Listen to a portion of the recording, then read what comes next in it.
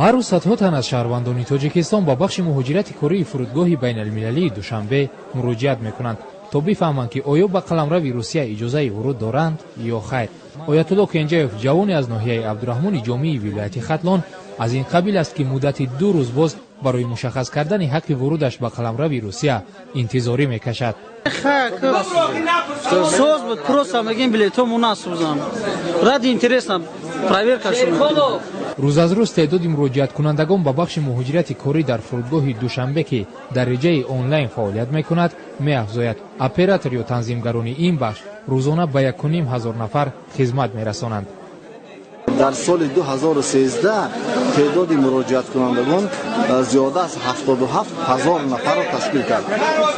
аз ин шумора аз 77000 нафар яъне муроҷиаткунандагон ба 9500 нафар шаҳрвандони Тоҷикистон манъи вуруд ба Федератсияи Россия дода шуд, яъне ки ҷавоб дода шуд. аз ҳамин бадин васила метавон гуфт ки зиёда аз 6.5 миллион доллари шаҳрвандони Тоҷикистон дар инҷа сарфа карда шуд, яъне аз хароҷотҳои зиёдатӣ мардум озод шуданд ё ки гӯем ки беҳуда хароҷот накарданд ё вақт беҳуда сарф накарданд. аммо дар як рӯз талабот барои дарёфти посух аз 1500 нафар ҳам бештар аст. ин амр боис ба он шудааст ки шаҳрвандон ё муҳоҷирон ҳатто шаб низ дар фурудгоҳ бимонанд. نه بیت که میساید نیستی نمیده چخته خدا گفته چیشته میشه یا که نمیشه. در همین حال مسئولین خدمات مهاجرت تاجیکستان میگویند که برای شهروندان کشور راه آسانی دریافت معلومات درباره اجازه ورود به قلمرو روسیه وجود دارد. میتوانند با محض وارد شدن به سایت FMS یا سایت خدمات مهاجرت فدراسیون روسیه که به واسطه در اونجا سنجش آنلاین براه ما داشته است، یعنی شهروند با وارد کردن نام و نسب، تاریخ صدور پاسپورت یعنی همون شناسنامه و دیگر یعنی که معلومات های ضروری که به واسطه می باشند، یعنی که هنگام وارد نمودن معلومات ها از داخل شناسنامه با سیستم آنلاین اینترنتی هر یک شهروند می تواند معلومات ضروری یعنی که در سر وقت بعد چند ثانیه کسب کنند. اما در تاجیکستان نه همه به اینترنت دسترسی دارند. در حالی که مهاجران با مشکل‌های زیاد روبرو می‌شوند، تنها راه حل مشکلشان را در مراجعت به اداره‌های دخلدار می‌بینند. که همین استاتیو را بفهمید که من چند رفتن نمیتونم.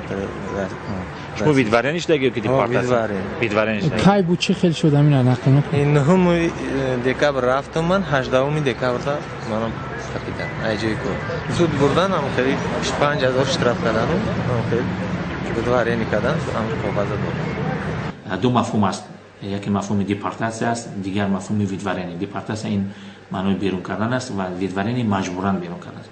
یکیش با قرار سود است، یعنی ویدوارنی با قرار سود صورت میگیرد و دیپارتاسیون به واسطه با فرمان سردار خدمات مهاجرت فدراسیون روسیه. باید گفت که پس از قبول شدن قانون‌های خدمات مهاجرت فدراسیون روسیه که بسیار احوال مسافران را مستنگ کرد، این مراجعت کنندگان خیلی زیاد شد. پیش از آن که بلیط خریداری کنند، اول مسافر یا که شهروند میخواهد داند که او اجازه ورود به قلمرو فدراسیون روسیه دارد یا نه.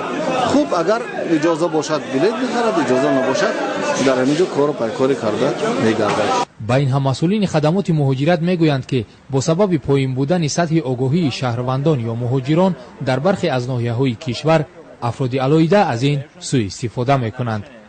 امروز اخیراً ماهای اخیر بعضی از سر و صداها نسبت آن که در بعضی از شهر و ناحیه‌ها با سیستم پولکی همین گونه خدمات رسانی برای آماده است. البته کاملا نادرست است.